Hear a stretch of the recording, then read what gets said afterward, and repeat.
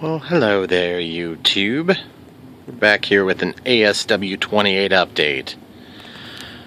I wanted to show you guys a stand I built for the ASW-28. Now, I didn't film it, as did I not film my corrections and repairs and changes yesterday.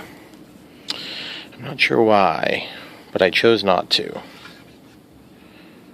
Do you guys see that? That's pretty awesome, isn't it? And there's one other thing I was going to be working on today, and I wanted to share it with you because I think you could gain more from it than what I was doing yesterday, which was nitpicky things like I ended up redoing one of these control horns. I had screwed up the hole and so on and so forth. You know, and labeling this wing left and drawing arrows and things of the sort. And then I added some 3M tape. Excuse me, not 3M tape. This is 3M sandpaper material, and I want to show you that. And that's what we're going to talk about today. This is called Sandblaster for professional results. So basically what this is it's a rubberized coating that's flexible. And you can get it in different sizes. This was 150 grit. And so I wanted to tell you about it because I thought, boy, this is kind of cool. What I meant to do was get stair tread, anti-slip stair tread, like what you'd put on your stairs. But they only had it in black, and I was like, I don't want to use it because it's going to be super heavy, and they had a really thick backing on it. This stuff was super light. Basically, I put my plane down, and I just figured, you know, from memory, where I was grabbing and trying to slide this in to the plane. And so I grabbed and I did the 3 different configurations, top and bottom on these two. I didn't want to wrap the trailing edge of the wing and give a place for wind to get up under there. But I wasn't sure I wanted to leave it this color. Now, of course, you could leave it that color and it'd be fine. And I wanted to show you also how I adhered this. So this is an example of the material. I'm going to take a small example here, and I just want to show you how supple this is. It's almost like rubbery, okay? So we can throw that one away now. But I used mucilage, and basically mine is kind of dried out and stuff, but I'll take this little piece here, and I want to do a sample, okay? So what I did was I popped off the cap, and since mine's all dried out and crappy, I took like a Q-tip, or in this case this is just a toothpick, and I took the toothpick and coated it, and then I spread it on the back of this. It's like a smooth rubber, but it's not sticky, but it's not like slippery.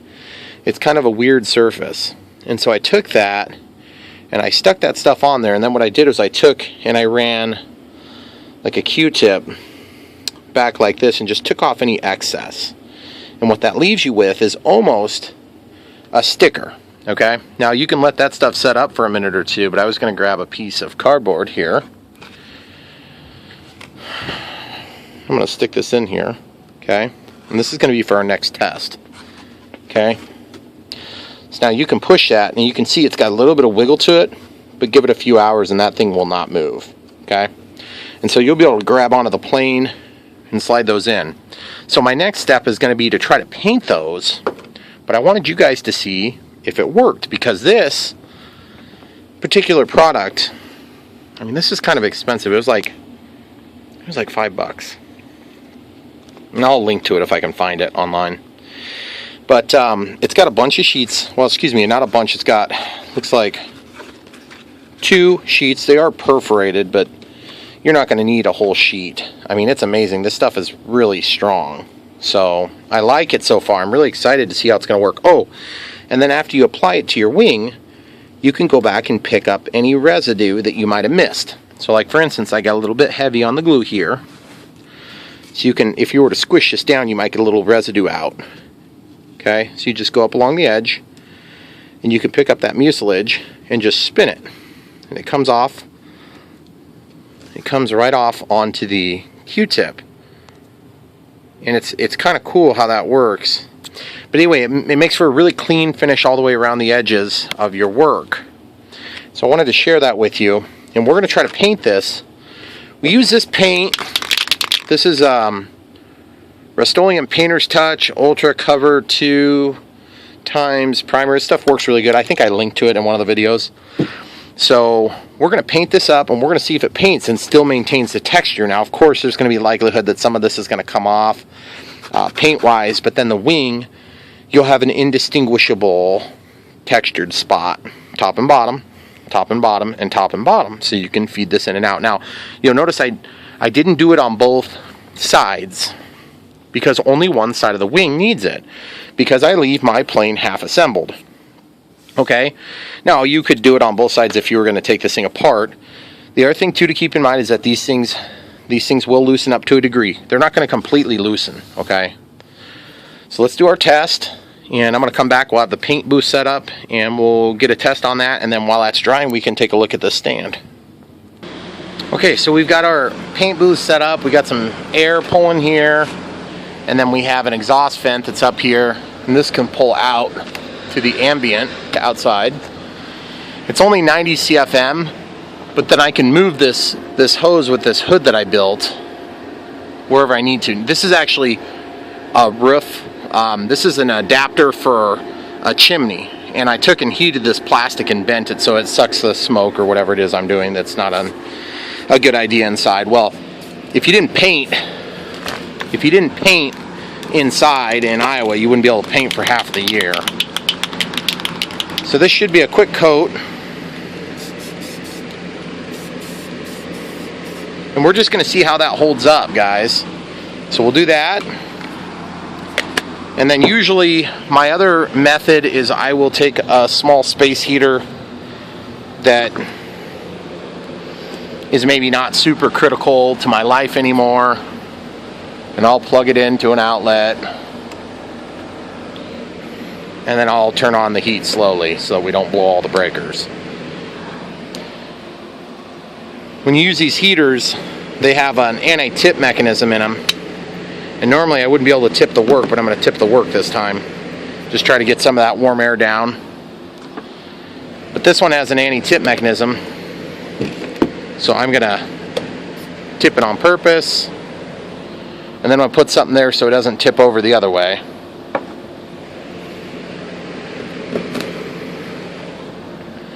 And these are things you want to do under relatively close supervision, people.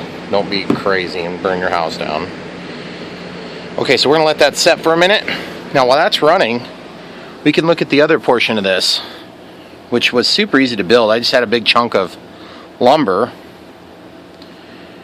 and I took, and when you disassemble this wing, you're left with the spars. So I'm going to set this out of the way. But when you have those spars in there, you have an instant place to set stuff by drilling a couple of holes. And so this is how I did it. I built one of these on my first one, but it was made out of foam. This just happened to be really heavy. Did a little experimenting. Short, long, tail, nose, left wing, front. That's why I labeled it left. Then I put these two dowels in, and I just slipped this down. It's just a piece of foam to protect the wing. And then I had some splitting and stuff. This wasn't a very useful piece of lumber, so I threw some zip ties around it and hot glued. I drilled a hole sufficient for this, and then sufficient for a nut, which I used a hammer to pound in.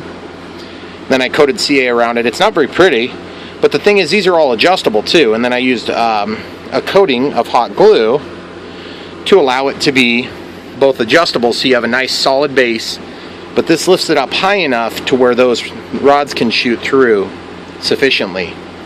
And there's actually room for a little bit longer. But the idea is you can level this thing, so you can make it level. Surely this is dry by now.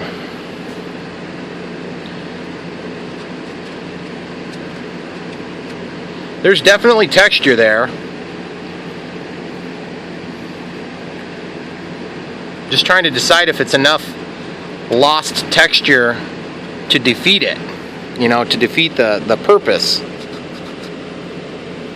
I would say that there's still a pretty fair amount of texture, but I don't know let's compare it.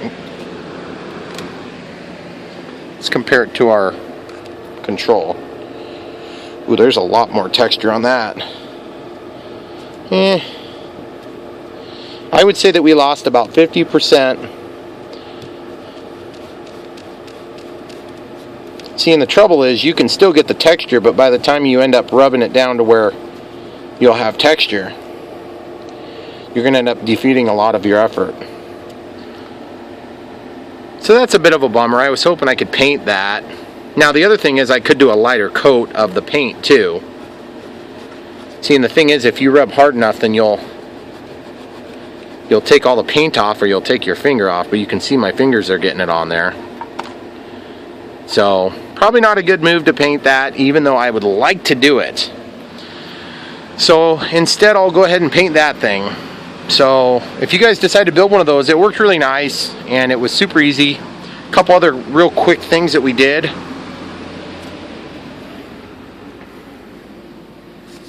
We filled in with material here and material here. We did that on both sides. As you can see, it's filled in. We're still allowed to move all the way in. I did add double the exponential on the elevator, being as we added the Emax Metal Gear servos. And I also trimmed right here. I trimmed this down just a little bit so I can get a little extra throw, but only, I think I'm only about like 110% down and 125% up. So, because remember, generally speaking, I'm going to be flying upright most of the time.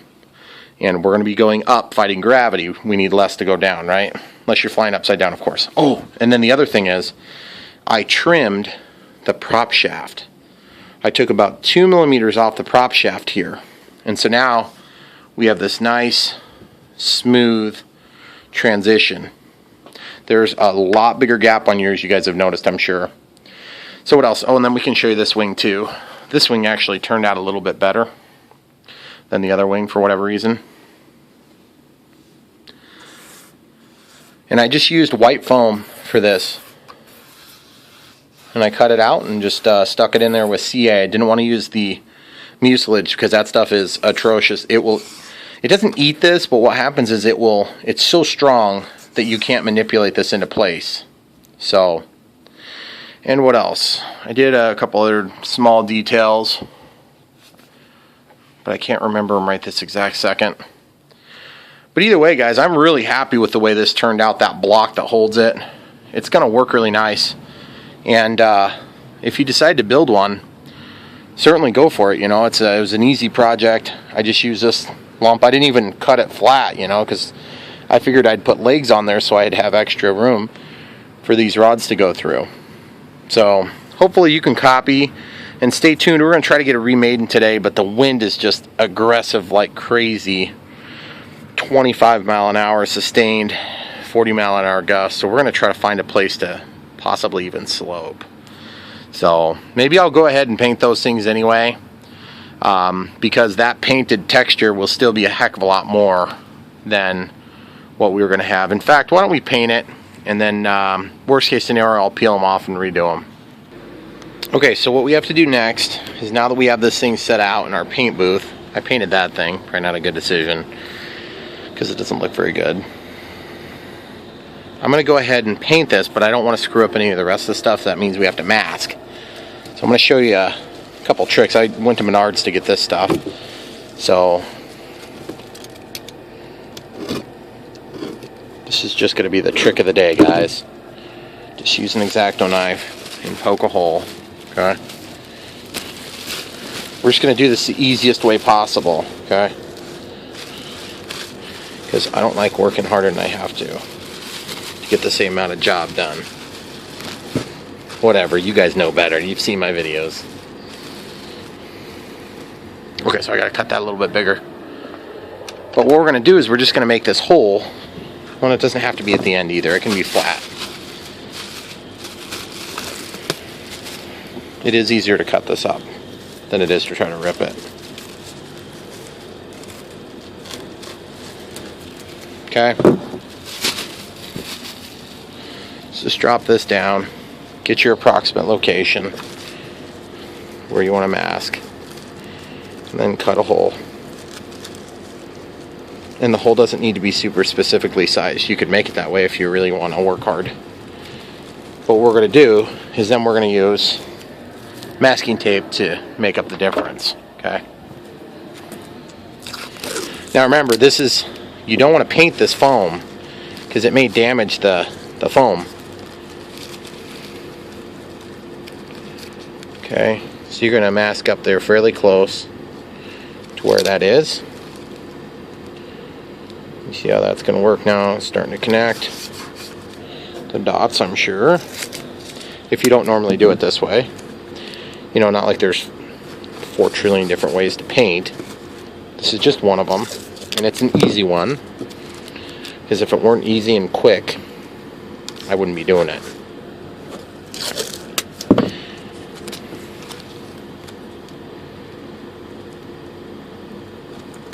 Okay. So we got that down, and then we're just going to make sure that our tape is bound to the plastic. Okay, cool. So that's going to protect the rest of it, and then we're just going to do the same thing on the rest of the wing.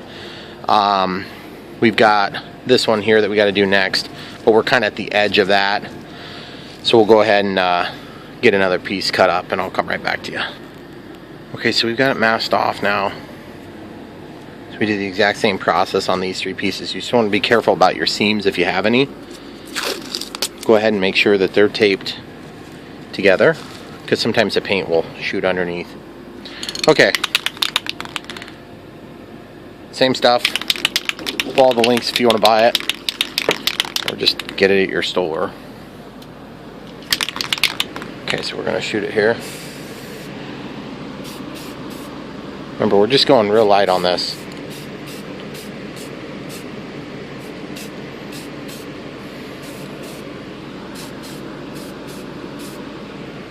This is going to be like the spinner. Well, that was a little bit heavy. Okay, and that's good. So now the other thing is, since we're painting foam, or we're painting near foam, we can't hit it with heat. So we're just going to have to wait and let it set up, which is the worst part of painting, in my opinion. Now let's just test it. Now, if you had a painted wing, guys, you'd want to be very sparing on how much tape you used. Okay? Because you'd be amazed. See, that's acceptable. That I can live with. It's not invisible. You can tell it's there, but from a distance, I don't think you'll be able to tell it's there. Okay? It's certainly better than it was as gray. Okay? We're not going to do a second coat or anything. Now let's juxtapose that to the other side.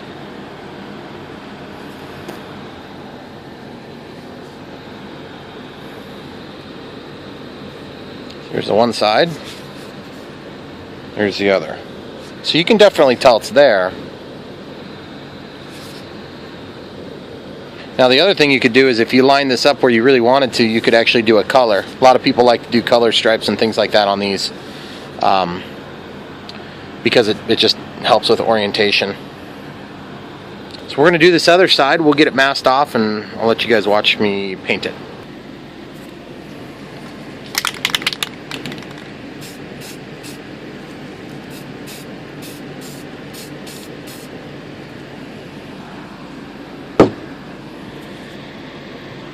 Okay guys, this will be the last one.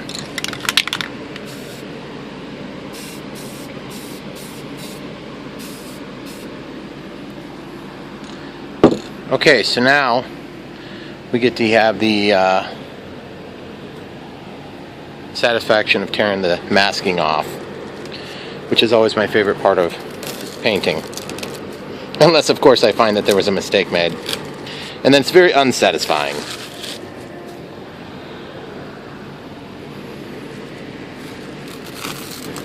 See, that bag trick works nice, doesn't it? It's easy.